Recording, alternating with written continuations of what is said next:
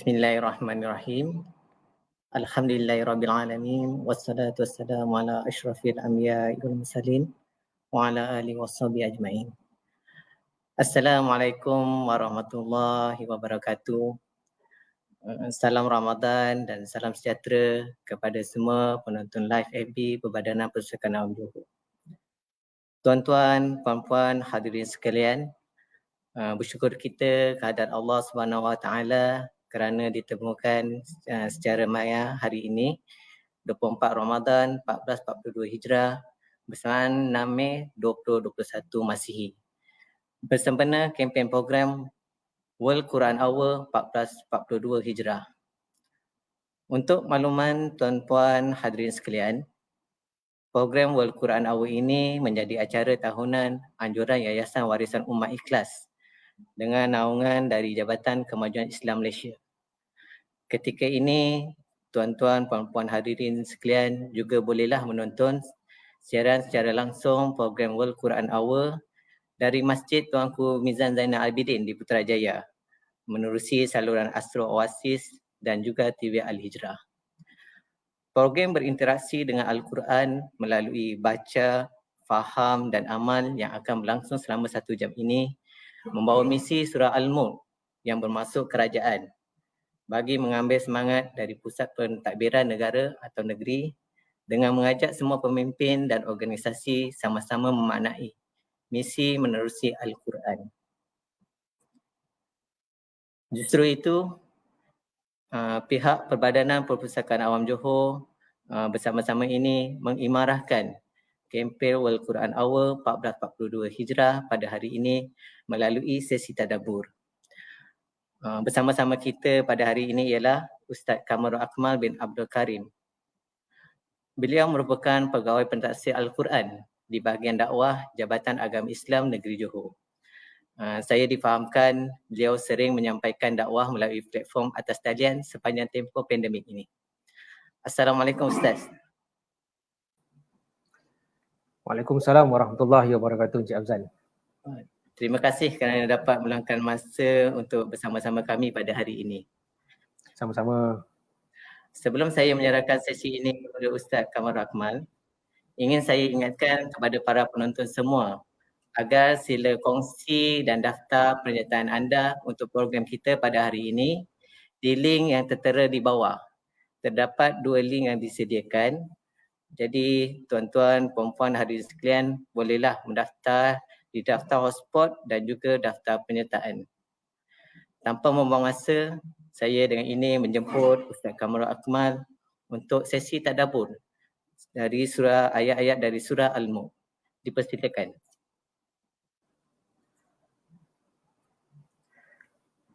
Bismillahirrahmanirrahim. Nawaitu ta'allum at-ta'lim wa tazakkur at-tadhkir wa naf'a wal intifa' wal ifadatu wal istifadah wal hassa ala tamasuki bi kitabillah wa sunnati Rasulillah sallallahu alaihi wasallam wa du'a ila al-huda wa dalalata 'ala al-khair ibtigha' wajhillah wa mardati wa qurbihi wa sawabihi subhanahu wa ta'ala. Alhamdulillahilladzi hadana li hadza wa ma kunna linahtadiya laula an hadanallah. Qala rabbi shrah li sadri wa yassir li amri wa hlul 'uqdatam min lisani yafqahuna qawli, amma ba'd. Assalamualaikum warahmatullahi wabarakatuh. Terima kasih kepada sahabat moderator saya, pengurusi kita pada hari ini, Cik Afzan daripada Perbadanan Perpustakaan Awam Negeri Johor. Seterusnya rakan-rakan Facebook yang dirahmati Allah sekalian, syukur kehadrat Allah Subhanahu Wa Taala pada hari ini tanggal 6 hari bulan Mei bersamaan dengan 24 Ramadan, kita berada dalam satu program World Quran Hour yang mana untuk pada tahun ini sesi ini akan membicarakan untuk dan kita bertadabbur dalam daripada surah Al-Mulk, satu surah yang boleh dikatakan sebagai dekat di hati kita, di hati masyarakat kita dan umat Islam seluruhnya. Baik. Bismillahirrahmanirrahim. Jadi tuan-tuan, rakan-rakan Facebook yang bersama kita pada hari ini boleh juga buka surah Al-Mulk dan tafsirannya untuk kita sama-sama menilai ataupun meneliti intisari-intisari ayat daripada surah yang hendak kita bicarakan pada hari ini. Baik, saya mulakan perbincangan kita selama 1 jam ini dengan membawa kepada perkenalan dan maksud daripada surah Al-Muluk. Baik, Al-Muluk itu bermaksud kerajaan, sebagaimana yang pengurusi beritahu kita tadi. Diambil tema muluk itu kerana apa? Kerana untuk mengajak seluruh pimpinan-pimpinan kerajaan daripada yang tertinggi sehinggalah yang di peringkat pengurusan untuk melihat sejauh mana kita boleh menilai nilaian-nilaian yang kita boleh ambil di dalam Al-Quran sebagai satu pedoman, sebagai satu perkara yang boleh menjadi garis ukur kita dalam kita menjalani kehidupan seharian, termasuk dalam pentadbiran, pengurusan dan sebagainya. Baik, ia bermaksud Al-Muluk, iaitu kerajaan. Kerajaan siapa di sini yang dimaksudkan? Ia adalah kerajaan Allah Subhanahu Wa Taala. Al-Muluk itu sendiri menggambarkan, apabila kita menggambarkan kerajaan Allah, ia adalah satu kerajaan yang maha besar, yang maha agung, yang maha suci, yang tidak ada tandingannya nak dibandingkan dengan apa yang dimiliki oleh manusia di dalam dunia ini. Surah Al-Muluk mengandungi 30 ayat. Satu surah yang boleh dikatakan agak pendek.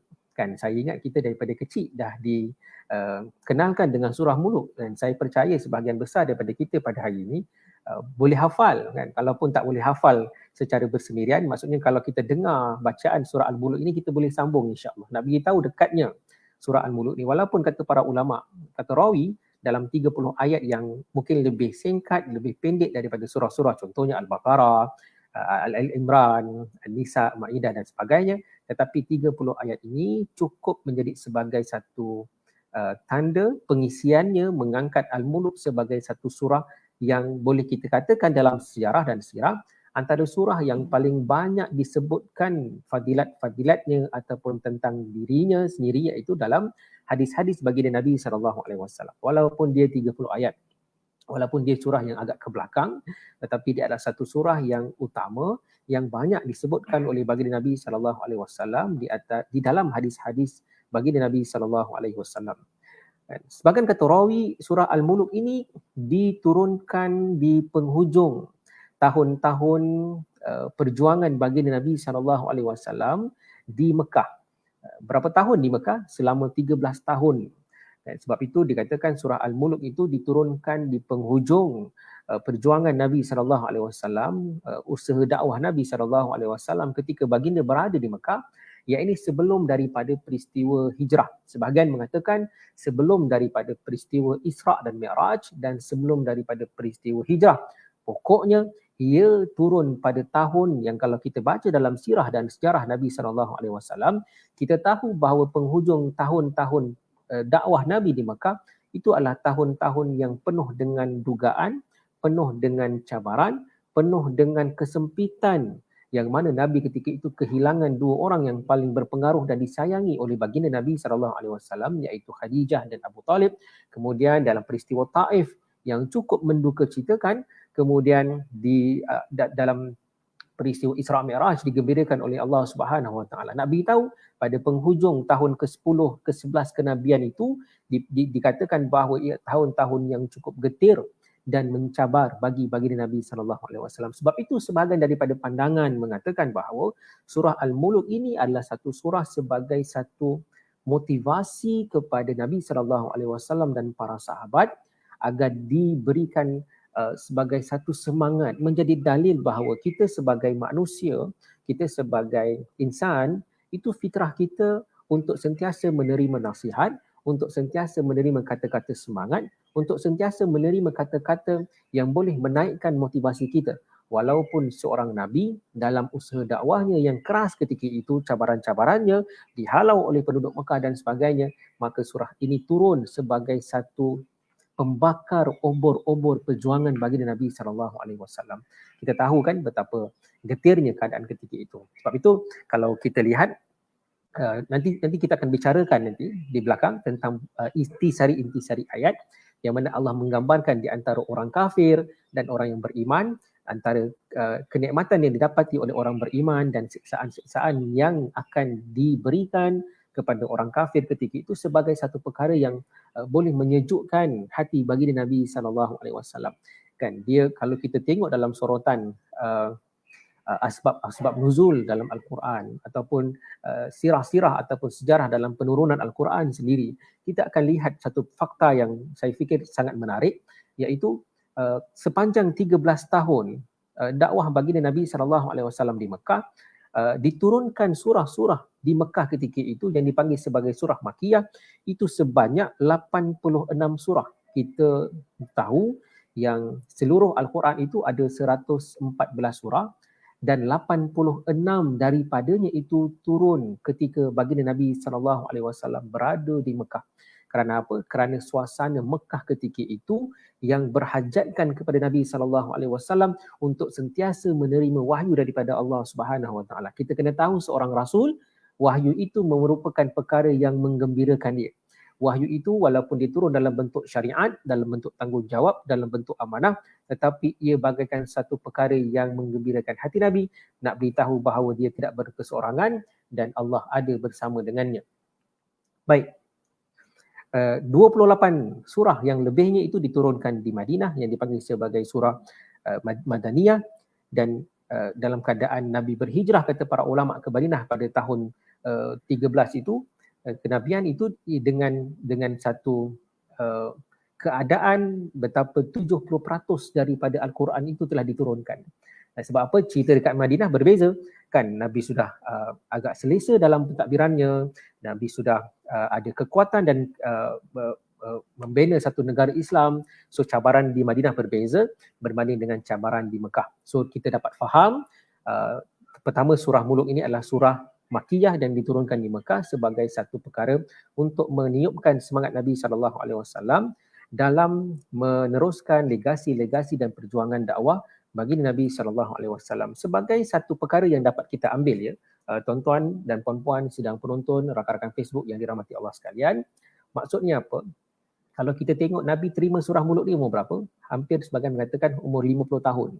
Kan, maksudnya 50 tahun itu bukan tahun untuk Nabi berehat-rehat. Kan, tahun 50 tahun itu, usia 50 tahun itu adalah usia perjuangan. Usia yang dia boleh menerima satu bebanan yang cukup kuat, ujian dalam kehidupan. Maksudnya untuk kita dalam kehidupan ini tidak ada satu faktor yang dinamakan sebagai faktor umur dalam melemahkan kita, dalam mengharungi apa sahaja cabaran dan yang kita hadapi ketika kita hidup di dunia ini, dalam dalam kehidupan kita di dunia ini. Baik.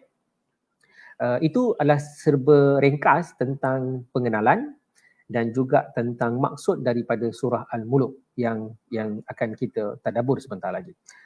Sebelum kita pergi kepada tadabbur dan intisari ayat, saya sebutkan tadi surah Muluk antara surah yang paling banyak Nabi sebutkan ataupun yang paling banyak yang dinukilkan di dalam hadis-hadis.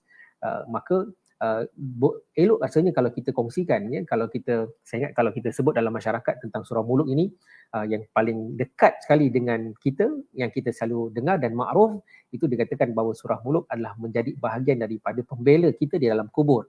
Maka saya bawakan kepada tuan-tuan sidang penonton, rakan-rakan Facebook sekalian, 3 fadilat daripada surah Al-Muluk seandainya ia dibaca dan diamalkan. Maksud dibaca dan diamalkan di sini adalah, maksudnya orang yang nak mendapat fadilat surah Al-Muluk ini, dia kena istiqamah dalam mengamalkan bacaan surah Al-Muluk.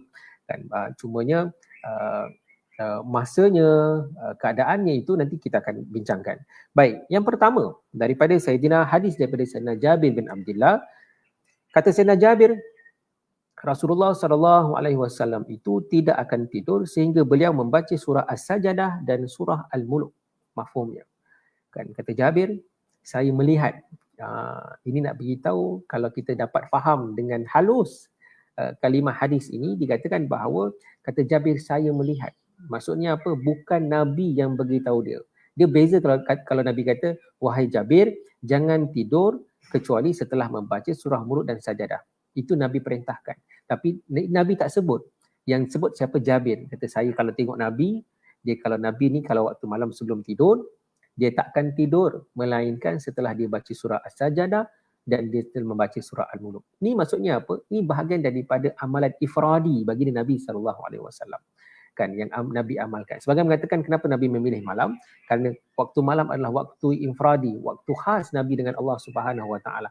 Waktu siang hari Nabi sibuk kan. Nabi sebagai seorang pemimpin, sebagai seorang imam, sebagai seorang suami, sebagai seorang ketua angkatan tentera, menyelesaikan banyak masalah, dibagikan masa mereka itu kepada umat.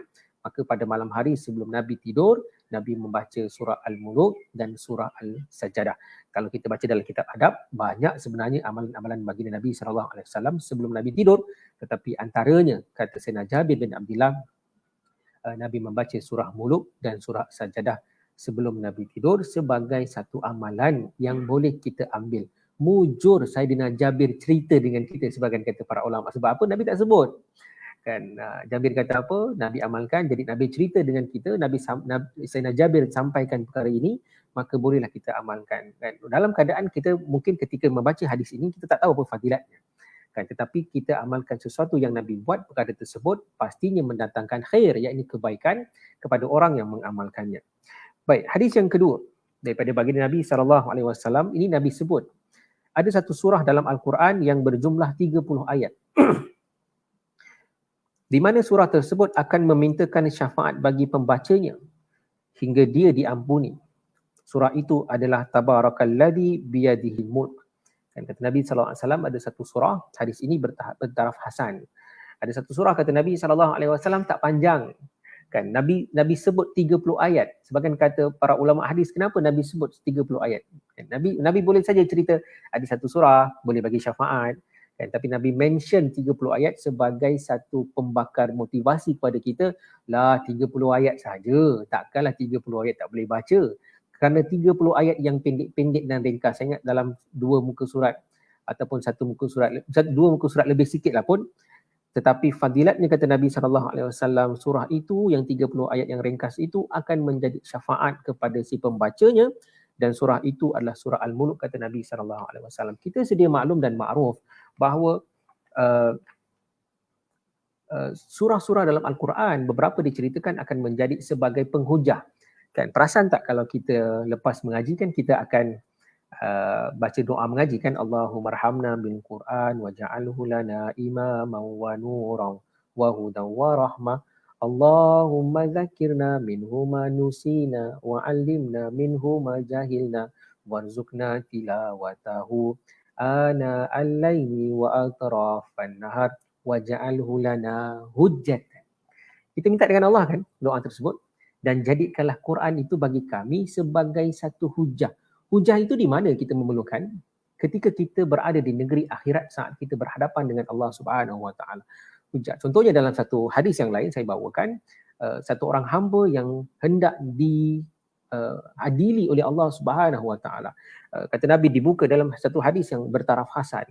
Dalam satu suhuf yang dibuka, buku catatan amalan seorang hamba itu dibuka satu persatu untuk dihitung nilaiannya. Dalam keadaan dia tunduk takut kerana apa? Dia tahu dalam buku amalan tersebut lebih banyak dosa daripada pahala, lebih banyak perkara yang buruk daripada yang baik. Maka orang itu ketika dia baru sahaja hendak dipersoalkan oleh Allah, maka tiba-tiba dia melihat dua orang lelaki yang berwajah bercahaya. Itu setiap kali dibacakan tentang apa yang dilakukan di dalam kitab-kitab amalannya, maka setiap kali dibacakan dua orang ini yang menjadi hujahnya. Tolong jawab, dia diam saja. Dia diam saja. Lalu bila dilihat kata Nabi SAW, dua orang itu adalah surah Al-Baqarah dan surah Ali Imran. Ini bahagian daripada fadilat daripada surah-surah yang lain. Saya nak kongsikan, nak beritahu apa?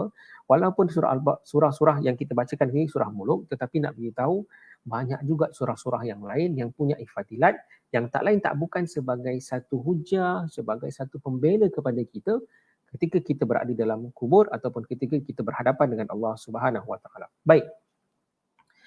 Yang ketiga kata dalam satu hadis yang mauquf daripada Abdullah bin Mas'ud, ia berkata barang siapa yang membaca surah Mulk setiap malam, Allah Subhanahu Wa Taala akan menghindarkan darinya siksaan kubur dengan surah tersebut. Kan pada masa Nabi SAW Nabi SAW menamakannya dengan surah Al-Mani'ah, yakni surah yang menjadi penghalang, surah yang menjadi sitrun, menjadi sebagai satu tirai dan tabir yang menghalang kita daripada menerima siksaan. Sebagai mengatakan orang yang bersahabat yang mengamalkan surah Mulk dalam kehidupan mereka, ketika di dalam kubur, ketika malaikat Munkar dan Nakir datang di kaki dia datang dekat kaki. Dia kata, jangan pukul tuan saya. jangan seksa tuan saya. Malaikat datang di kepala si mati, muluk juga datang di kepala si mati. Halang malaikat, datang di kanan dan di kirinya juga dihalang, yang akhirnya malaikat itu pulang dan tidak menyeksa si mayit ataupun jenazah itu tadi. Kerana apa? Kerana surah muluk yang diamalkan. Maka 30 ayat yang kita bicarakan pada hari ini adalah satu perkara yang diberikan kepada kita oleh Nabi SAW sebagai satu amalan untuk menyelamatkan kita.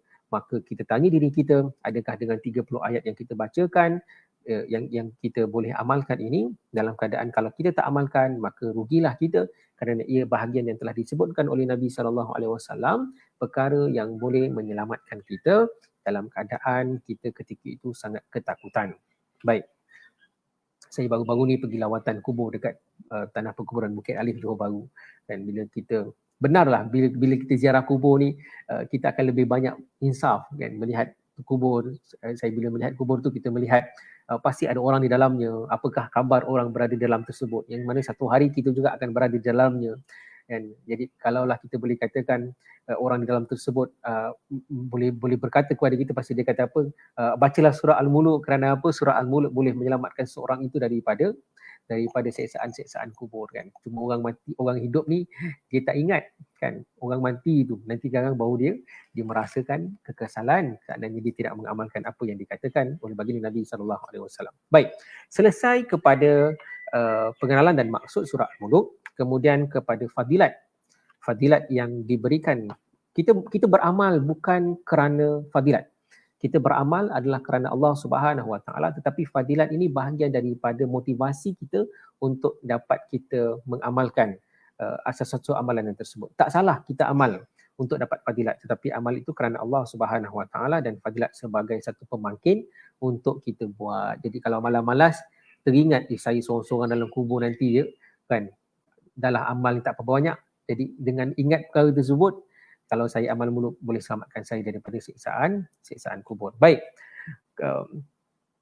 sidang penonton, tuan-tuan dan puan-puan, rakan-rakan Facebook yang dirahmati Allah sekalian, kini kita tiba kepada kemuncak kepada World Quran Hour kita pada hari ini, iaitu tadabbur dan membicarakan tentang intisari ayat daripada surah Al-Muluk. Baik, kalau kita boleh tengok kepada Al-Quran, kalau tuan-tuan di tangan tuan-tuan ada Al-Quran, boleh tengok pada ayat pertama. Ketika Allah membuka surah yang besar ini, maksudnya kan Allah membacakan kitab Tabarakalladzi biyadihil mulku. Boleh bacakan?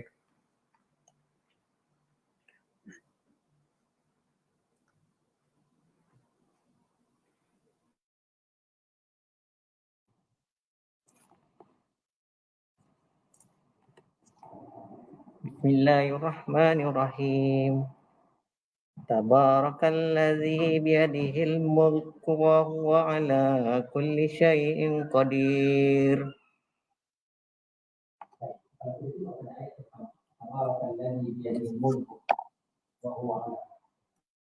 Kita buka mic. Alright. Kalau kita lihat pada ayat yang pertama, Allah sebut apa? Tabarakalladzi biyadihil mulku wa huwa ala kulli syai'in qadir. Kan Maha Suci Allah yang memiliki hari, yang menguasai langit dan bumi dan apa yang ada di antaranya. Wa huwa ala kulli syai'in qadir, dan kepadanya dia berkuasa atas semua perkara. Kan kata para ulama tafsir, betapa Allah Subhanahu Wa Taala ketika membuka surah Muluk ini untuk memberitahu kepada kita, hei manusia, kan apa sahaja yang kalian miliki di atas muka bumi ini, di atas dunia ini, aku nak beritahu, kata Allah, semuanya, baik apa yang ada di bumi ataupun apa yang ada di langit ataupun seluruh yang ada di antaranya, segala-galanya tidak ada yang menjadi milik kepada kalian, kerana semuanya adalah milik aku dan di dalam penguasaan aku, kata Allah Subhanahu Wa Taala. Itu sebagai satu kenyataan, satu clear statement yang Allah berikan kepada manusia dalam ayat pertama, beritahu bahawa hai manusia, sesungguhnya akulah yang berkuasa di kalangan kalian. Yang selama hari ini kalian merasakan bahawa kita kalau kita ada kekuasaan, kita kata kuasa ni saya punya. Sayalah yang berjuang sampai saya menang. Kan kita ada harta, kita kata apa, inilah harta yang saya punya. Harta yang saya kumpul siang malam daripada penat lelah dan jerih perih saya. Inilah harta yang saya punya. Kan kita ada keluarga, inilah keluarga saya, kita ada kereta, kita ada rumah, kita ada anak dan isteri yang kita takut untuk kita meninggalkan mereka ataupun kita takut mereka meninggalkan kita. Dalam keadaan begitu, kita selalu sebagai manusia merasakan bahawa kita memiliki apa yang kita ada pada hari ini. Maka pada ayat pertama daripada surah Tabarakalladzi biyadihil mulku wa huwa ala kulli syai'in qadir, Allah mengatakan, hai manusia, orang yang membaca surah ini pada ayat pertama pastinya akan perlu merasai bahawa apa yang dia miliki di atas dunia ini tidak lain dan tidak bukan, semuanya adalah milik Allah Subhanahu wa taala. Maksudnya orang yang hari-hari baca surah Mulk, hari-hari dia akan baca ayat pertama ini sebagai satu peringatan untuk diri dia bahawa semua yang ada ini adalah bahagian daripada pinjaman Allah Subhanahu wa taala. Kan saya teringat lagu Rabbani. Kalau tuan-tuan ingat kan, saya tak pandai sangat menyanyi tapi saya cubalah Cik Hamzan boleh. Kan lagu Rabbani ini bagus kita dengarkan. Dia kata apa? Mana milik kita, tidak ada milik kita, semua yang ada Allah yang punya. Dia kata apa? Mana milik kita?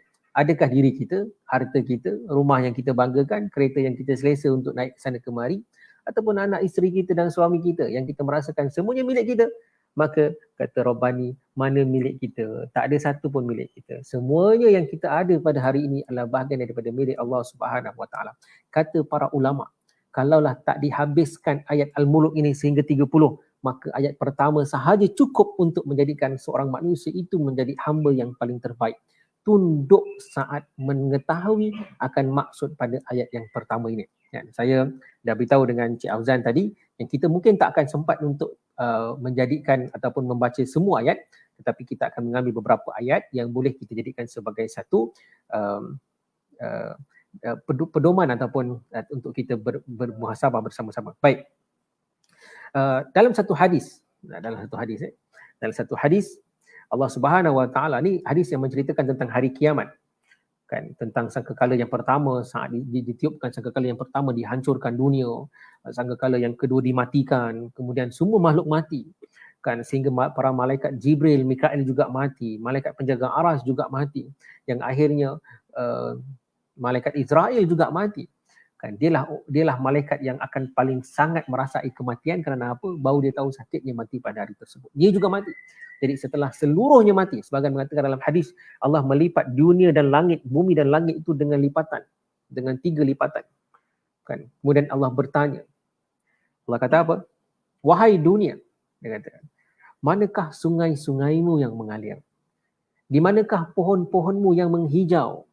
Di manakah kemakmuran dan keindahan dan kebahagiaanmu? Allah cakap dengan dunia pada hari tersebut. Dunia, kan? Mana dunia yang cantik sangat tu? Mana sungai-sungai yang jernih dan mengalir yang sentiasa menjadi pujaan hati manusia untuk menenangkan hati mereka? Mana pohon-pohon hijau yang sentiasa menjadi tempat teduhan manusia yang boleh dibanggakan dengan kecantikan ni? Kalau kita pergi New Zealand kalau saya tak pernah sampai lah, tapi orang yang pernah sampai New Zealand kata apa, Ustaz, New Zealand ni macam syurga dunia. Hijau, sungai yang mengalir dan sebagainya. Allah sebut, hai dunia, mana kemakmuranmu, mana kebahagiaanmu, mana kedamaianmu? Kan, hai dunia, kata Allah Subhanahu wa taala, mana para raja-raja dan pengikut-pengikut mereka pada hari ini? Kan, mana para durjana dan keturunan-keturunan mereka pada hari ini? Manakah orang hari ini yang dahulunya mereka di dunia yang memakan rezekiku, yang mengambil segala nikmatku, lalu mereka menyembah selain daripada aku? Ini Allah bertanya. Dalam keadaan Allah cukup tahu dan maha mengetahui bahawa tidak ada satu orang pun yang akan menjawab pertanyaan tersebut, kerana pada ketika itu semuanya mati. Lalu Allah bertanya, milik siapakah kerajaan pada hari ini? Milik siapakah hari ini? Dan milik siapakah kerajaan? Siapa raja pada hari ini? 3 kali sebagian kata Allah mengulang pertanyaan tersebut. Tidak ada yang menjawab. Lalu Allah katakan, sesungguhnya kerajaan pada hari ini adalah milik Allah Subhanahu wa taala yang Maha Esa lagi Maha Agung. Hadis ini akan berlaku kelak nanti di padang mahsyar. Kita tidak akan mendengar kata-kata ini kerana ketika itu kita dalam keadaan yang mati. Kan? Tetapi kita boleh membayangkan ketika kita membaca pada ayat yang pertama, ketika Allah menyebut Tabarakalladzi biyadihil mulku wa huwa ala kulli syai'in qadir. Kerajaan aku ini, kata Allah, menguasai langit dan bumi dan seluruhnya dengan kekuasaan yang aku ada. maka orang yang baca ayat itu dapat memahami dengan perkara yang baik tentang betapa agung dan maha sucinya Allah Subhanahu wa taala. Dalilnya itu ada pada ayat yang kedua kalau kita baca. Allazi khalaqal mauta wal hayata liyabluwakum ayyukum ahsanu amala. Wa huwal azizul ghafur. Kan? Dalil kekuasaan itu Allah berikan sebagian kata para ulama pada ayat yang kedua diberikan. Kan? Allah kata apa? Allazi khalaqal mauta wal hayata. Kalau kita perasan pada ayat ini, kita akan tengok kenapa Allah sebut kematian dahulu, baru Allah sebut kehidupan. Khalaqal mauta wal hayat, disebutkan Allah menghidupkan, menjadikan kematian dan menjadikan kehidupan. Dia berluakum ayyukum ahsanu amala, untuk Allah melihat daripada kalangan kalian ini mana yang lebih baik amalan mereka. Kan wa huwal azizul ghafur. Jadi kerana apa kata para ulama? Kerana kita itu bukan dimulakan dengan kehidupan. Kita itu dimulakan dengan kematian. Daripada tiada kepada ada, kita hidup. Kemudian kita dimatikan semula dan kita dihidupkan sekali lagi. Jadi kalau ada orang yang berkata kepada kita, Ustaz, kehidupan kita kat dunia ni, hidup ni sekali je Ustaz. Jadi kita kena enjoy. Kan? Hidup ni sekali kan. Jadi kita kena hidup puas-puas. Nak tidak mati dah apa pun dah tak dapat. Kita kena beritahu dengan orang itu. Kita nak kena beritahu dengan dia, saudara, hidup bukan sekali. Sebagaimana kematian itu 2 kali. Hidup juga 2 kali. Dan kehidupan di kali yang kedua itu adalah kehidupan untuk kekal selama-lamanya. Kan antara perkara yang Allah bunuh ataupun Allah matikan pada hari mahsyar itu adalah kematian. Allah panggil kematian. Wahai kematian, kemari. Kematian ni satu makhluk. Kan? Kat mana yang Allah hantar dia pergi kepada orang tu akan mati. Jadi kata Allah Subhanahu wa taala, hari ini aku akan bunuh kematian. Lalu dibunuh kematian. Maka kata Allah Subhanahu wa taala, pada hari ini tidak ada lagi orang yang akan mati untuk selama-lamanya. Seandainya dia ke syurga, maka dia ke syurga untuk selama-lamanya, dan seandainya dia ke neraka, wali'auzubillah, dia akan ke neraka untuk selama-lamanya. Mainkan kita ada special case umat baginda Nabi SAW. Itu dalam perbahasan yang lain lah yang boleh kita bincangkan. Tapi nak beritahu, Allah beritahu apa? Setakat hidup dengan mati kalian ini, aku boleh buat dengan perkara yang sangat simple saja. Hidup, mati, hidup, mati lagi sekali, hidup lagi sekali. Perkara itu kata Allah Subhanahu wa taala bahagian daripada aku. Seakan-akan kata para ulama, Allah nak beritahu apa? Allah nak beritahu, hai manusia, kalian boleh hidup macam mana yang kalian nak hidup. Silakan. Nak jadi raja, nak jadi kerajaan, nak jadi orang besar, nak jadi orang hebat, nak jadi orang sombong, silakan saja. Tapi satu takdir yang kalian tidak akan boleh lari untuk selama-lamanya, iaitu hidup sejauh mana dan sebebas mana yang kalian mahukan hidup. Tetapi ingat, satu hari kalian pasti mati. Kan? Kalian pasti mati. Maksud Allah nak beritahu, kuasa itu tak ada orang boleh buat. Tak ada orang boleh ada. Dan itu kuasaan daripada Allah Subhanahu wa taala. Maka ayat pertama dan ayat kedua, ketika kita dibacakan begitu sebagai satu iktibar, sebagai satu perkara untuk kita sebagai hamba merendahkan diri kita serendah-rendahnya saat kita bertemu dalam kehidupan kita, bertemu dengan Allah Subhanahu wa taala. Baik. Jadi daripada ayat pertama hingga ayat yang kelima, kalau kita perhatikan, itu adalah satu penetapan tentang Allah Subhanahu wa taala, nak beritahu tentang kekuasaan dan nikmat-nikmat yang Allah berikan kepada manusia. Allah kata apa? Aku ciptakan langit tanpa tiang. Kan kau tengok langit ada cacat tak? Dia kata tak ada cacat. Tak ada tiang, tak ada cacat. Pernah roboh? Pernah sengit? Tengok lagi sekali kata Allah. Tengok lagi sekali. Kan? Sesungguhnya yang kalian dapati nanti adalah kelemahan diri kalian dan bukan kecacatan daripada aku. Maka pada ayat yang ke-6 dan ke-11, ini perkara yang kalau kita baca, kita kena reflect diri kita.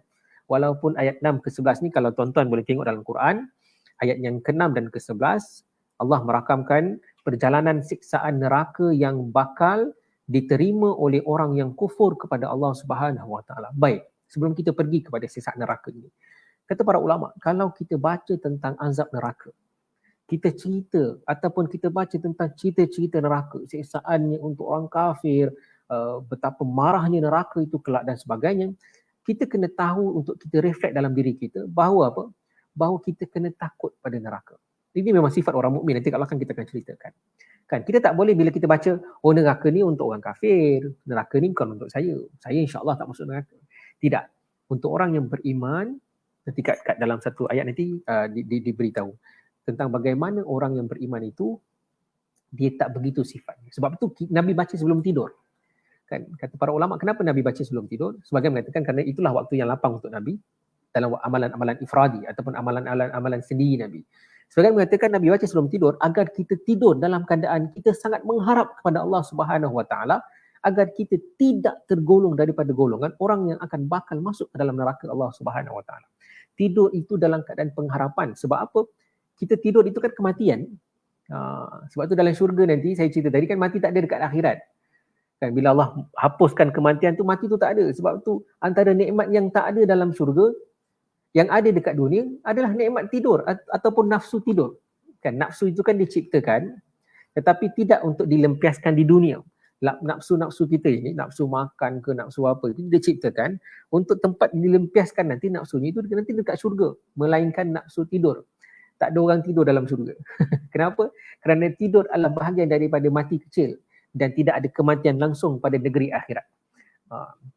Jadi kita tidur dalam keadaan kita mati, kita takut-takut itulah tidur kita yang terakhir dan kita tak akan bangun-bangun lagi. Jadi kita baca muluk sebelum tidur, bahagian daripada apa? Daripada pengharapan yang kita tahu bahawa mudah-mudahan tidur kita ini dan kita dibangkitkan, sama ada bangkit pada esok hari ataupun kita hanya akan bangkit pada hari kebangkitan nanti kelak dalam keadaan kita menjadi orang yang terselamat daripada termasuk dalam golongan orang yang kufur ataupun dalam orang yang akan masuk dalam api neraka Allah Subhanahu Wa Taala. Saya simpulkan 4 perkara dalam ayat 6 hingga 11 ini tentang Allah merakamkan sifat neraka yang sangat marah. Kan? Sangat marah saat menerima. Neraka ini dia sangat marah saat menerima ahli-ahli nerakanya daripada orang-orang kafir. Kan? Sebagian dalam surah itu dituliskan tentang kita boleh mendengar gelegaknya api neraka tersebut. Seakan-akan menggelegaknya air yang panas untuk direbus orang-orang yang akan dimasukkan ke dalamnya. Kita kalau dengar air gelegak, kalau kita masak pakai heater tu kan kalau dia nak sampai panas kan guduk kan kita dengar. Maka gelegak neraka itu jauh lebih dahsyat, jauh lebih menakutkan. Kan neraka ini memang sengaja ditakutkan. Kata sebagian para rawi dan para ulama, bahagiannya mengatakan bahawa antara perkara pertama yang akan kita diperlihatkan di padang mahsyar itu adalah neraka Allah Subhanahu Wa Taala.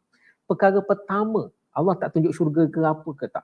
Perkara pertama yang akan dilihatkan kepada manusia dan makhluk ketika itu adalah neraka. Dan Allah bertanya, inilah neraka yang dulu di dunia kalian selalu olok-olokkan. Alah masuk neraka sehari je Ustaz. Alah kita ni umat Nabi SAW masuk neraka pun sekejap. Nanti kelak kita masuk syurga lagi. Kalau semua masuk syurga Ustaz, siapa yang nak masuk neraka? Kata-kata mengolok-olokkan neraka ini adalah bahagian daripada sifat-sifat sombong manusia. Kerana apa? Dia tak pernah nampak neraka tu. Jadi antara perkara pertama yang Allah akan tunjuk kepada manusia, ni neraka ini. Inilah neraka. Allah takutkan kita. Kan? Yang dulu yang main-main sangat dengan neraka tu, inilah neraka. Jadi neraka itu sangat marah sehingga kan kalau kita tengok dalam surah Mulk, dalam tafsiran kata apa? Hampir-hampir terpecah neraka tersebut. Kan berkeping-keping kerana apa? Kerana menggelegak dan sangat marah saat menerima orang yang kufur kepada Allah Subhanahu Wa Taala. Kan? Cara dimasukkan ke dalam api neraka dengan dicampakkan, kan kita tak pernah dengar lagi. Kita kata apa? Orang masuk neraka ini, Encik ni ahli neraka, saya minta maaf ya Encik silakan masuk neraka. Tidak. Orang yang ditakdirkan Allah untuk dicampakkan dalam neraka. Digunakan istilah dicampakkan. Sebahagian mengatakan begini, orang kafir bila nampak neraka tu, kan, bila dikumpulkan untuk masuk neraka, mereka akan melihat neraka live depan mata dan dekat neraka itu dengan mereka. Apa mereka buat? Mereka akan takut dan sebagian daripada mereka akan lari bertempiaran. Jadi apa mereka buat? Kan, seakan-akan malaikat ini biar mereka lari, mereka merasakan mereka boleh lari. Bila lari, apa malaikat buat? Malaikat ambil, tarik dan campak. Suf, masuk dalam neraka. Cara masuk pun sudah dalam keadaan kehinaan. Kan, dicampak orang dalam neraka satu-satu, ambil campak. Tidak ada satu layanan yang baik walaupun sedikit pun untuk orang yang kufur kepada Allah Subhanahu Wa Taala. Kemudian celaan dan hinaan dari penjaga neraka untuk ahlinya. Kan malaikat akan bertanya, ahli neraka, dulu dekat dunia tak adakah orang datang bagi peringatan? Tidak adakah rasul-rasul yang diutuskan kepada kalian untuk memberi peringatan kepada kalian? Tak ada ke? Kan? Tak ada Quran ke? Tak ada petunjuk ke? Tak ada ke ustaz-ustaz yang bagi peringatan? Kan? Tak ada ke para ulama yang bagi peringatan?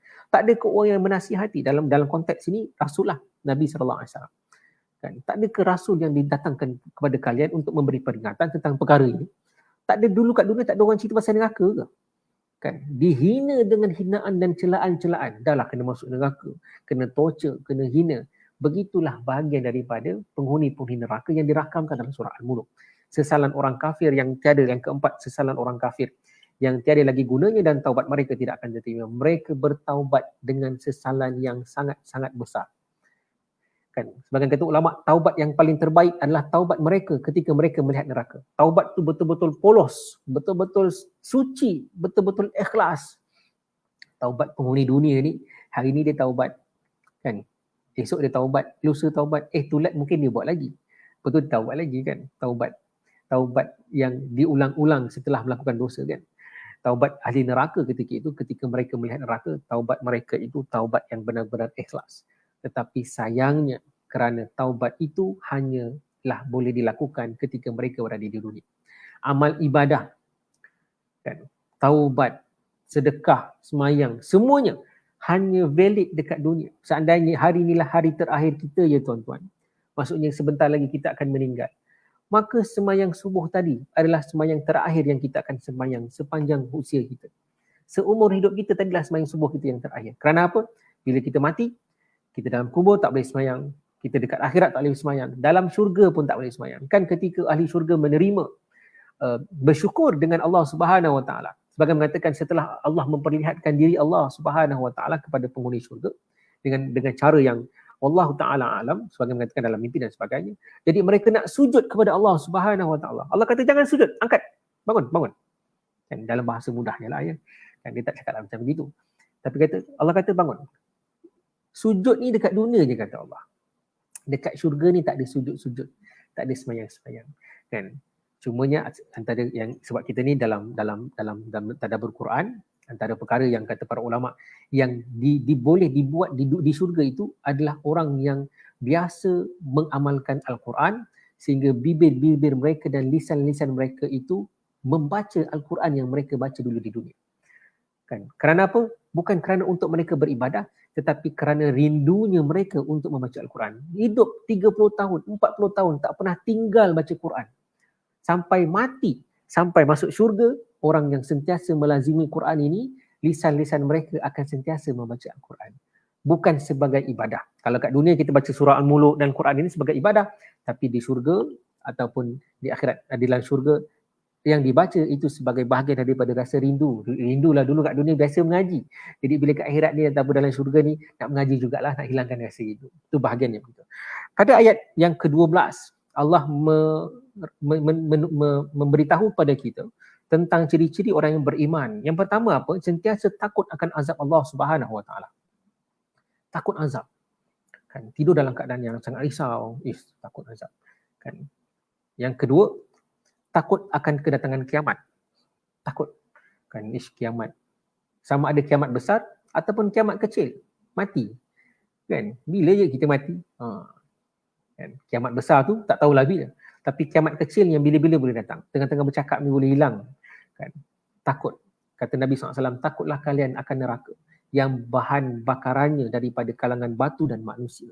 Obor neraka, sumbu neraka tu batu dan manusia. Nabi suruh takut, jangan kita masuk ataupun jadi bahan bakaran api neraka. Dan ciri orang yang beriman meyakini Allah sentiasa memerhatikan mereka dalam konsep ihsan, kan? Beribadah beribadah dalam keadaan kita merasakan bahawa kita melihat Allah, kan? Dan kalaupun kita tidak melihat Allah, kata dalam hadis tersebut, dalam konsep ihsan, kita meyakini bahawa Allah pasti melihat kita. Maka orang beriman dia nak buat apa-apa dia tahu, Allah nampak ni. Ni saya nak buat ni Allah nampak. Ni saya nak buat ni Allah nampak. Sama ada dia takut ataupun pada akhirnya dia akan merasa malu untuk dia buat suatu perkara yang mendatangkan kemurkaan dan marahnya Allah Subhanahu Wa Taala. Ini ciri orang yang beriman. Maksudnya apa? Mereka tak rasa dalam keadaan mereka senang hati. Kan saya ni saya ustaz takkan masuk neraka tak kan? Dia relax pun, yang masuk neraka ni orang jahat kan. Saya rasa saya ustaz, kerja jawatan agama takkanlah masuk neraka. Kan? So orang beriman dia bukan begitu kan. Orang beriman ni, sebab tu kalau kita baca muluk, orang beriman ni tidur dalam keadaan pengharapan dia, ya Allah, jadikan saya, isteri saya, anak-anak saya nanti, ya Allah, seluruh keturunan saya, sahabat handai saya, rakan-rakan kerja saya ni adalah orang-orang yang terselamat daripada api neraka. Kan? Begitu sifat orang yang beriman. Ada orang dia baca Quran tentang orang munafik. Orang munafik itulah dia. Itulah golongan itulah munafik. Dia cerita orang, dia pandang orang. Ayat Quran tu tak direflektkan pada diri dia sebagai cerminan. Sedangkan Quran yang kita baca sebagai satu muhasabah kepada kita. Baik. Kan? Ayat ke-13 dan ke-14 Allah menegaskan bahawa Allah, masa kita lagi 15 minit lagi. Saya kena laju sikit. 13 Allah menegaskan bahawa Allah Maha mengetahui apa sahaja yang tersirat, sebagai mengatakan sebabnya adalah ketika orang Quraisy mereka merasakan Allah tak dengar. Dia kata apa, kita kalau nak cakap bisik-bisik, jangan cakap kuat-kuat, ataupun dalam hati. Bila dalam hati Tuhan Muhammad tak dengar, dia kata. Allah kata, dia kata, wahai orang Quraisy, sama ada kau zahirkan ataupun kau sembunyikan dalam fikiran kau apa yang kau angan-angankan, apa yang kau niatkan. Kata Allah, semuanya dalam pengetahuan aku. Kan, semuanya, tak ada apa pun yang boleh disembunyikan, kan. Kata Allah, ceteknya akal awak, dia kata. Kan, dia tak meyakini bahawa Allah mengetahui semuanya tentang perkara yang tersirat dan yang tersurat. Dalam ayat 15 Allah menceritakan nikmat Allah dalam penciptaan dunia untuk berkhidmat kepada manusia. Allah kata apa, cuba perhatikan dunia ni. Allah ciptakan bulan, ciptakan matahari, ciptakan banyak perkara, air, angin dan sebagainya, tanah, adalah untuk memberi perkhidmatan kepada manusia. Mudah-mudahan dengan nikmat yang Allah berikan, kemudahan yang Allah berikan, bahagian untuk setiap kali kita melihat nikmat tersebut, kita akan mengatakan Maha Suci Tuhan, Maha Suci Tuhan, Maha Suci Allah. Segala nikmat yang diberikan kepada kita bahagian daripada perkara yang boleh membuatkan kita lebih dekat dengan Allah Subhanahu Wa Taala. Jangan menjadikan nikmat yang diberikan Allah kepada kita bahagian untuk menjadikan kita lebih jauh daripada Allah Subhanahu Wa Taala. Pada ayat yang ke-16 hingga ke-18, peringatan Allah kepada orang kafir akan azab Allah yang menanti mereka dan melihat azab yang pernah diturunkan kepada umat terdahulu. Allah katakan kepada orang kafir, tak takut ke dengan azab yang aku dah janjikan? Bukankah rasul-rasul, bukankah baginda Nabi SAW telah beritahu kepada kalian tentang azab neraka, tentang siksaan, tentang apa yang Allah janjikan kepada kalian? Dan apakah kalian tidak melihat dan mendengar cerita-cerita umat Nabi-Nabi yang terdahulu yang dibinasakan? Adakah dengan mereka dibinasakan, kalian tidak akan dibinasakan? Adakah kalian aman daripada azab siksaanku? Kata Allah Subhanahu Wa Taala. Sebagai satu kata para ulama, betapa Allah nak menunjukkan sifat rahim dan rahmannya Allah Subhanahu Wa Taala. Kan, sampai Allah kata apa? Orang kafir, dia kata takutlah sikit dengan neraka saya ni. Mudah-mudahan dengan takut pada neraka ini, takut pada azab ini, menjadikan kau orang yang waras. Orang yang tak tertutup hati untuk menerima hidayah daripada Nabi SAW, menerima agama daripada Nabi SAW. Pada ayat yang ke-8, pada ayat yang ke-19, kalau kita tengok, Allah ceritakan tentang peumpamaan kekuasaan Allah Subhanahu Wa Taala. Allah tadi cerita langit, cerita bumi, ni Allah cerita pasal burung kan. Kalau kita tengok ayat ke-19 tentang burung yang terbang di udara, kan. Pernah tak burung tu lenguh, kata Allah. Kan. Pernah tengok tak burung jatuh? Kan. Burung terlanggar pokok ada. Yalah, biasalah, makhluk kan mesti ada kelemahan. Terror macam mana pun dia terbang, fly sana fly sini kan. Dia terlanggar rumah orang, terlanggar pokok, terlanggar kereta, terlanggar cermin. Itu kelemahan makhluk. Tapi nak kata, pernah tak dia terbang dan tiba-tiba dia jatuh? Kenapa jatuh je? Lenguh lah, kepak saya belah kanan, dia kata. Ataupun apa? Kita tengok leher burung kan. Saya nak beritahu, cubalah kalau kita baring ya tuan-tuan. Kita baring, tangan kita kepakkan dan kepala kita tegakkan. Bukan kita baring tau, bukan kita letak kat bantal. Kepala tu kita tegak macam burung. Kan burung. Nak beritahu tengkuk kita sakit tak? Tengkuk kita sakit. Kita tak boleh buat begitu. Sebab tu dalam kajian leher burung ni kuat. Sebab apa? Kepala dia maintain je, dia terbang. Kan sana. Tak ada lengur dia letak sekejap kan. Kita 1 jam kelas ni pandang tegak ni pun kan. Berasa je lagi ni lengur dia kan. Allah nak beritahu tentang burung. Allah beritahu apa? Burung ni makhluk yang mungkin bukanlah kuat sangat, kecil dan sebagainya. Tetapi sekecil-kecil itu pun, ataupun pada pandangan manusia kalau kita rasa kita ni hebat sangat, Allah tanya dengan kita, pernahkah kita melihat kecacatan pada burung tersebut sehingga jatuh ataupun ketika sedang terbang di udara dan dia jatuh. Itu bahagian daripada apa yang Allah minta kita untuk sama-sama berfikir saat melihat kejadian dan ciptaan Allah Subhanahu Wa Taala. Sebab tu saya beritahu tadi dengan Nurul Setia, saya kata apa? Surah Al-Mulk ni menarik. Dia akan satu selingan. Mula-mula Allah cerita pasal azab neraka kepada orang kafir, siksaan, amaran. Kemudian dia cerita tentang nikmat-nikmat Allah. Kemudian Allah ceritakan semula dengan janji-janji azab neraka kepada orang kafir. Kemudian disertakan dengan nikmat. Tidakkah kau melihat burung dan sebagainya. Kemudian disertakan lagi dengan siksaan azab dan sebagainya dengan nikmat-nikmat yang Allah berikan kepada manusia. Bahagian daripada apa? Perkara ini ataupun surah Al-Mulk ini syarat dengan perkara yang boleh kita nilai dengan panca indera dan mata yang dengan akal yang kita diberikan oleh Allah untuk kita melihat sesuatu itu dengan perkara yang lebih benar. Pada ayat 20 hingga 22 Allah kembali mencela kekufuran. Ini kan kembali mencela kekufuran orang kafir. Tetapi tanpa segan mereka terus menikmati rezeki daripada Allah Subhanahu Wa Taala. Kan? Sebab tu Allah sebut dalam hadis kursi tadi. Hai dunia, mana raja-raja hari ini? Mana orang durjana dan pengikut-pengikut mereka? Mana orang yang telah makan rezeki aku, mengambil segala nikmatku, tetapi tanpa segan silu dalam keadaan mereka kenyang makan rezeki aku. Mereka kufur kepada aku dan menyembah selain daripada aku. Kan? Perut dah kenyang tapi tak nak semayang. Dia antara orang puasa dah buka puasa tu, kita hari ni tak cabaran nak semayang maghrib tu kan, menyengit-nyengit gadang kan. Datang malas tu pasal apa? Kalau kita tak buka puasa ni daripada subuh tadi sampai asar kan, kita badan fit untuk semayang. Sekarang dah kenyang nanti Allah beratnya kita rasa pasal apa? Perut dah kenyang, nafsu kita dah besar, nafsu kita dah naik semula, jadi kemalasan kita tinggi. Jadi Allah tegur kan, itu untuk muhasabah kita lah. Tapi dalam ayat ni Allah tegur orang-orang yang makan rezeki Allah tanpa segan silu tetapi membalas semula rezeki yang Allah berikan. Kaya, keluarga bahagia, belajar berjaya, cemerlang, karier, naik pangkat, macam-macam nikmat Allah bagi. Tetap sedikit pun tak dipandang untuk membalas segala kenikmatan itu dengan ketaatan, bahkan sudahlah tidak taat dibalas pula dengan maksiat.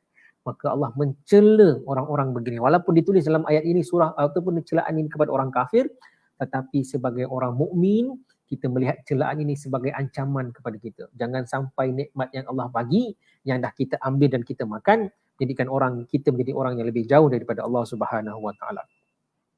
Ayat 23 saya tengok dalam satu hadis kursi. Ini nak beritahu betapa sayangnya Allah kepada kita. Kan, laut berkata kepada Allah Subhanahu Wa Taala, ya Rabb, kan, izinkan aku tenggelamkan semua hamba-Mu ini. Kan, mereka telah mengambil nikmat-Mu, makan rezekimu, tetapi mereka sembah ataupun tidak taat kepadamu. Gunung kadang kata apa? Ya Rabb, biar saya ratakan mereka ini. Kan, ratakan manusia ini. Mereka telah mengambil rezekimu, memakan makananmu ataupun mengambil nikmat-Mu. Dan mereka mereka tidak taat kepadamu, bermaksiat kepadamu. Kata langit, ya Rabb, biar aku runtuhkan langit ini kepada mereka agar mereka mati bergelimpangan. Mereka ni orang yang telah makan rezekimu, mengambil nikmatmu, tetapi mereka tidak taat kepadamu. Kata Allah Subhanahu Wa Taala, wahai langit, wahai gunung, wahai laut, jangan ikut campur urusan aku dengan hamba-Ku. Kalaulah kau ataupun kalian yang menciptakan mereka, pasti kalian akan sayang kepada mereka. Ini tanda rahmat kasih sayang Allah kepada kita. Baik, ayat yang ke-23 sehingga yang ke-akhirnya. Nah, kita dah di penghujung ya. Saya tengok jam dah 12.53. Kan. Kita pukul 1 kena berhenti Cik Abzan Baiklah. Biasalah ustaz-ustaz ni kalau berceramah kan dia pantang nampak mikrofon. Nasib baiklah tak ada mikrofon. Nasib baiklah pakai earphone hari ni. Dia kalau pakai mikrofon semangat dia lain macam sikit. Ayat 23 hingga ayat yang ke-akhirnya. Ayat 30. Bolehlah kita simpulkan bahawa Allah memerintahkan baginda Nabi SAW untuk beritahu kepada orang-orang yang kufur, sama ada di kufur di sini sama ada orang kafir ataupun orang-orang mukmin yang kufur nikmat. Kufur ni dia ada banyak juga. Selain daripada kufur dalam keadaan sembahan kepada Allah Subhanahu Wa Taala, dan juga orang yang dia beriman ataupun dia orang Islam tetapi dia kufur akan nikmat Allah Subhanahu Wa Taala. Dia panggil kufur nikmat. Jadi untuk orang-orang yang kufur untuk bermuhasabah diri akan penciptaan mereka. Kan kalau kita tengok pada ayat 23 Allah kata apa? Pendengaran, penglihatan, hati yang aku berikan itu untuk bersyukur. Kemudian Allah kata apa? Aku bagi kau zuriat, aku bagi rezeki untuk setiap makhluk, maka jangan sombong. Kan ada anak pandai dia sombong, ada anak berjaya dia sombong. Kita suka kan cerita, oh anak saya belajar kat London. Itulah bisa fikir kan cerita kan. Dia suka perkara-perkara tersebut. Allah kata apa? Nikmat yang aku bagi tu jangan sombong. Kemudian ilmu pengetahuan tentang kiamat, Allah kata. Kemudian Allah kata apa? Allah, aku bagi rahmat kepada makhluknya, juga kepada orang beriman, dan aku mengazab pada orang-orang yang kufur. Dan pada yang akhirnya Allah kata apa? Sekecil-kecil benaman, iaitu sekecil-kecil benar. Maksudnya Allah kata apa? Kalau bayangkan, kalau sungai itu aku sedut semua airnya, aku tenggelamkan semua airnya, maka Allah tanya kita, daripada mana awak nak dapat air? Saya tahan hujan dan air yang ada tu saya sedut. Daripada mana awak nak dapat air? Kan air yang menjadi sebagai tunjang kepada kehidupan kita. Kita ni tuan-tuan, kalau kat Johor ataupun kat Malaysia ni kan, cukup 3 bulan tak hujan. Kalau kita tengok umpangan kita macam confident kan, umpangan kita besar, air luas, banyak dalam. Cukup 3 bulan tak hujan tuan-tuan. Jangan kata macam Nabi Yusuf, 7 tahun tak hujan. Kan, Nabi Yusuf dulu 7 tahun tak hujan, tak subur, habis kemarau, 7 tahun baru hujan. 7 tahun hujan dulu, baru 7 tahun kemarau. 7 tahun, ya Allah. Kan, kita ni katalah kat Malaysia ni 3 bulan, 4 bulan tak hujan, panas terik, kering air. Nak tanya, daripada mana air kita nak ambil? Kan, buka pipe tak ada air. Nak salahkan SAJ? Nak salahkan kerajaan? Kita boleh marah kerajaan, tapi kerajaan tak boleh bagi kita air. Marahlah SAJ ke, Ranil ke, oh tak ada air ni, apa ni, macam tetap tak boleh menghasilkan satu air. Nak beritahu Allah kata apa? Air tu kalau saya tarik, kat mana awak nak dapat? Ini kata para dalam intisarah ni, Allah beritahu, wahai Muhammad, beritahu dengan mereka. Kan, untuk muhasabah, aku bagi panca indera, kesihatan, bagi zuriat, bagi rezeki, dan aku bagi semuanya, dan seadanya kalau aku nak tarik, aku boleh tarik tanpa kalian dapat menghalang. Kan, sekaligus boleh hilang. Kan, dia kalau nak ambil pada kita ni, dia boleh ambil satu sekelip mata, hilang semuanya. Dan Allah tanya kita, yang dimisalkan dalam ayat ini adalah air. Tapi bayangkan kata para ulama, membayangkan semua nikmat. Maksudnya nikmat sihat. Kalau Allah tarik, kat mana kita nak beli sihat tu? Tak ada. Kan? Tak ada nikmat. Ada jual kat Maidin, ada sihat cik? Tak ada. Sihat tak ada jual. Kan? Sihat tu Allah bagi. Allah tarik sikit sihat. Punyuk muka kan. Ni wabak ni. Wabak kebebasan ni. Apa ni? Nilaian kebebasan, nikmat bebas ni. Dah setahun lebih, masuk 2 tahun lebih dah ni, kita dalam keadaan norma baru ni kan. Semua tak boleh, gini tak boleh, kena pakai mask. Allah tarik nikmat sikit. Kita nak beli kat mana keamanan? Oh, saya tak nak duduk Malaysia lah Ustaz. Malaysia susah lah, banyak SOP lah. Dekat dunia mana awak nak duduk? Kan? Satu dunia ini Allah datangkan wabak, bahagian daripada apa? Untuk kita berfikir bahawa kita adalah hamba yang sentiasa berhajat kepada Allah Subhanahu Wa Taala, dan tidak layak bagi seorang hamba untuk merasa besar, merasa sombong, apatah lagi kufur kepada Allah Subhanahu Wa Taala. Jadi walaupun sebenarnya dalam surah Muluk ni tuan-tuan, sedang penonton, rakan-rakan Facebook sekalian, kalau kita nak tadabbur ni, saya ingat 3 hari pun boleh. Pasal apa? Dia punya skop dia tu sangat luas, banyak cabang yang kita boleh buat. Tapi dalam waktu yang singkat, yang saya fikir yang barakah, 1 jam ni kita boleh kongsi. Mudah-mudahan perkongsian ini memberi manfaat kan kepada saya yang bercakap, dan juga kepada tuan-tuan sidang penonton yang dirahmati Allah sekalian. Mudah-mudahan memberi manfaat dan faedahnya, agar kita termasuk daripada galangan berkat bulan Ramadan, berkat 10 malam terakhir.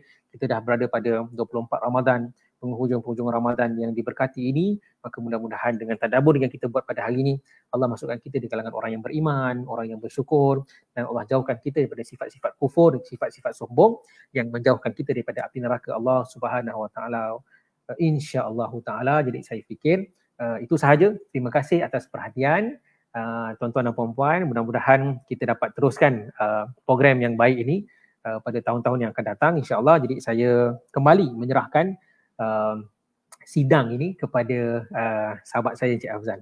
Wallahu ta'ala alam. Terima kasih Ustaz atas perkongsian tadabbur itu tadi. Nampaknya cukup padat dan jelas apa yang telah dikongsikan.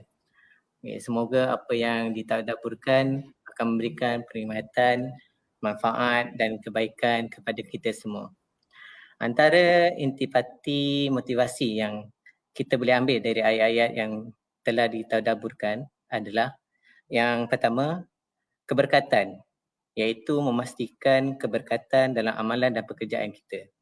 Yang kedua, mengingati mati, iaitu meningkatkan kualiti dan produktiviti dan doa bersedia untuk mati pada bila-bila masa. Yang ketiga, ahsanu amalah, iaitu menjadi mukmin profesional dengan cita-cita dan hala tuju menjadi lebih baik setiap hari. Sekali lagi, saya bagi pihak Perbadanan Perpustakaan Awam Johor merakamkan ucapan ribuan terima kasih kepada Ustaz Kamarul Akmal atas kesediaan perkongsian tadabbur ayat surah Al-Muqtadi. Terima kasih juga diucapkan kepada tuan-tuan dan puan-puan hadirin penonton sekalian yang setia menonton program ini dari awal hingga akhir. Semoga kita mendapat keberkatan atas perkongsian ilmu di bulan yang mulia ini. Baca, faham dan amal. Akhir kata, wabillahi taufiq wa hidayah. Wassalamualaikum warahmatullahi wabarakatuh. Waalaikumsalam warahmatullahi wabarakatuh.